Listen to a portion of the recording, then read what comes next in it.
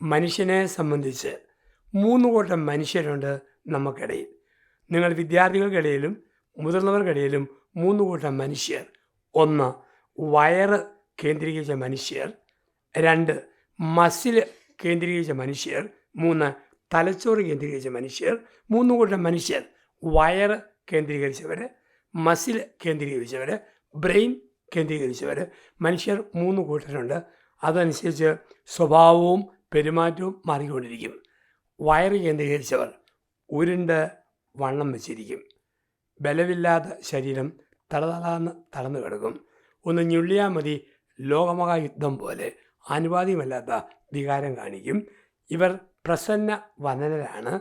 ഇവർ സാധാരണ വിജയിക്കുന്നത് ബിസിനസ്സിലാണ്. ആൾക്കാരെ ആകർഷിക്കാനും കച്ചവടം നടത്താനും സാമർഥ്യമുള്ളവർ, മസിൽ കേന്ദ്രീകരിച്ചവർ. അപ്പോൾ ഇവർക്ക് ഒരു സിമ്പൽ കൊടുത്തിരിക്കുന്നത് ഉറുമ്പിൻ്റെ സിമ്പലാണ്. എന്ന് പറഞ്ഞാൽ 100 ഉറുമ്പുകൾ ഇങ്ങനെ പോകുമ്പോൾ ഒന്ന് മുട്ടി ഒരുമി എന്തേലും പറയാതെ ഉറുമ്പ് പോവുകയില്ല. ഇതുപോലെ 5 മണിക്കൂർ ഇന്ന് വായിക്കുമ്പോഴും ഈ ഇടയ്ക്കിടയ്ക്ക് എന്തേലും വർത്തമാനം പറയാതെ ഇരിക്കാൻ പറ്റുകയില്ല. എന്തെങ്കിലും ഒരു കമ്മ്യൂണിക്കേഷൻ അതില്ലാതെ ജീവിക്കാൻ പറ്റുകയില്ല. ഇവിടെ ഏറ്റവും വലിയ കുഴപ്പം കോൺസെൻട്രേഷൻ ഏറ്റവും കുറഞ്ഞവരാണ്. ഫ്രണ്ട്ഷിപ്പ് സ്ഥാപിക്കാൻ നല്ലവരാ, പക്ഷേ ഫ്രണ്ട്ഷിപ്പിന് ഡെപ്തില്ല. ഇന്ന് എ, നാളെ ബി, നാളെ കഴിഞ്ഞ് സി, 5-ാം പക്കം ABCD, കൺഫ്യൂഷനായ മനുഷ്യരാണ്. അപ്പം ഡെപ്തില്ലാതെ നല്ലവരാ, കാണുന്നവർക്ക് താല്പര്യമൊക്കെ തോന്നും, പക്ഷെ ഉള്ളിൽ ആഴമില്ല. ഇത് 1ാമത്തെ കൂട്ടർ. അവർ വിജയിക്കുന്നത് ബിസിനസ്സിൽ. 2, മസിൽ കേന്ദ്രീകരിച്ച മനുഷ്യർ. നല്ല മസിൽ സിസ്റ്റം, ഉറപ്പ്. ഇവരെ സംബന്ധിച്ചിടത്തോളം ശരിക്കും നല്ല വിൽ പവർ ഉള്ളവരാണ്. ലീഡർഷിപ്പ് അവർക്കാണ്. ആർക്കും പറഞ്ഞു തോപ്പിക്കാൻ പറ്റിയല്ല. 1 പറഞ്ഞോ 10 മറുപടിയായിട്ട് ഇങ്ങോട്ട് വരും. ഒരു അച്ഛൻ, ഈ മസിൽ മൈൻഡ് രൂപപ്പെട്ട അച്ഛൻ വികാരിയച്ഛനായിട്ട് റോഡ് സൈഡിലെ ഒരു പള്ളിയിലിരിക്കുമ്പം ഒരു അലക്കുകാരൻ കഴുതപ്പുറത്ത് പാണ്ടക്കെട്ടുകൊണ്ട് പോയപ്പോൾ വണ്ടി ഇടിച്ച് കഴുത ചത്തുപോയി. 2 ദിവസമായി ആരും കുഴിച്ചിടാൻ വന്നില്ല. അപ്പം അച്ഛൻ മുനിസിപ്പൽ അധികാരികളെ വിളിച്ചു പറഞ്ഞു, ഒരു കഴുത പള്ളിയിൽ നിന്ന് ചത്ത് കിടപ്പുണ്ട്, ഇനി ഒന്ന് മറവ് ചെയ്യണമല്ലോ.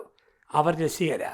അവർ അച്ഛനെ കുത്താൻ വേണ്ടി പറഞ്ഞു, മരിച്ചവരെ അടക്കുന്നത് അച്ഛന്മാരുടെ ജോലിയാണല്ലോ, അതിനെ കുഴിച്ചിട്ടേക്കാൻ പറഞ്ഞു. സാധാരണ ആൾക്കാരാണെങ്കിൽ ഇരുന്ന് പോവും. ഈ അച്ഛൻ സെക്കൻഡ് ഗ്രൂപ്പിൽ പെട്ടതാണ്. അച്ഛൻ പറഞ്ഞു, സത്യമാണ്, മരിച്ചവരെ അടക്കുന്നത് അച്ഛൻ്റെ കടമയാണ്. എങ്കിലും നമ്മൾ ഭാരതീയരല്ലേ, ഒരു സാമാന്യ മര്യാദ ഉണ്ടല്ലോ. മരിച്ച ഒരാളെ അടക്കുന്നതിന് മുമ്പ് ഏറ്റവും അടുത്ത രക്തബന്ധമുള്ളവരെ അറിയിക്കണമല്ലോ, അതിനു വേണ്ടി വിളിച്ചതാണ്. ഇതാണ് മസിൽ മൈൻഡഡ് പീപ്പിൾ. പറഞ്ഞ് തോപ്പിക്കാൻ പറ്റിയല്ല. അവസാന ഭാഗം അവരുടേത്. അവർ ലീഡർഷിപ്പ് ക്വാളിറ്റിയുള്ളവരാണ്. ഒരുമിച്ച് കൂടിയോ അധികം താമസിയാതെ അവർ ലീഡറായിട്ട് മാറും. ലീഡർഷിപ്പ് ക്വാളിറ്റി ഉണ്ട്, അതിലേക്ക് വളർന്നു വരും. ഇവരുടെ സിമ്പലായിട്ട് വെച്ചിരിക്കുന്നത് 8 കാലി എന്ന പ്രാണിയാണ്. കാരണം 8 കാലിയുടെ പ്രത്യേകത എത്ര കഷ്ടപ്പെട്ടാലും വല നെയ്യും. ഇതുപോലെ കഠിനാധ്വാനം ചെയ്യും, അലയും, രോഗമാണെങ്കിലും ചുമ്മാ കിടക്കുകയല്ല, പിടിച്ചു നിൽക്കും അവസാനം വരെ. ലീഡർഷിപ്പ് ക്വാളിറ്റി ഉണ്ട്. Second group muscle minded people. 1 stomach minded, 2 muscle minded, 3 brain minded people. തലച്ചോറ് കേന്ദ്രീകരിച്ചവരാ. 1ാമത്തവർ ഉരുണ്ട് വണ്ണം വെച്ചിരിക്കും, 2ാമത്തവർ ഉറച്ച മസിലായിരിക്കും, 3ാമത്തവർ മെലിഞ്ഞ് നീണ്ടിരിക്കും. അല്പം പ്രത്യേക മുഖം, കൈകാലുകൾക്ക് വണ്ണമില്ല. അവർക്ക് എപ്പോഴും ചിന്ത തന്നെ ചിന്ത, എപ്പോഴും ചിന്തിച്ചുകൊണ്ടിരിക്കും. അവർ വിജയിക്കുന്നത് കഥ, കവിത, രചനകൾ ആ വിധത്തിലാണ്.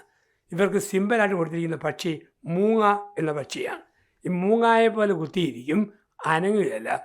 1 മണിക്കൂർ വായിച്ചാൽ 10 മണിക്കൂറിൻ്റെ ഫലം. 1ാം ഗ്രൂപ്പ് 5 മണിക്കൂർ വായിച്ചാലും 5 മിനിറ്റ് എഫക്റ്റ് കിട്ടുകയല്ല.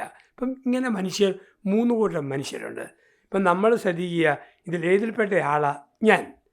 1ാം ഗ്രൂപ്പിൻ്റെ പ്രസന്നമായ മുഖഭാവം സൂക്ഷിക്കുക, 2ാമത്തെ ഗ്രൂപ്പിൻ്റെ കഠിനാധ്വാനം സ്വന്തമാക്കുക, 3ാമത്തെ ഗ്രൂപ്പിൻ്റെ ഏകാന്തത ആർജിക്കുക.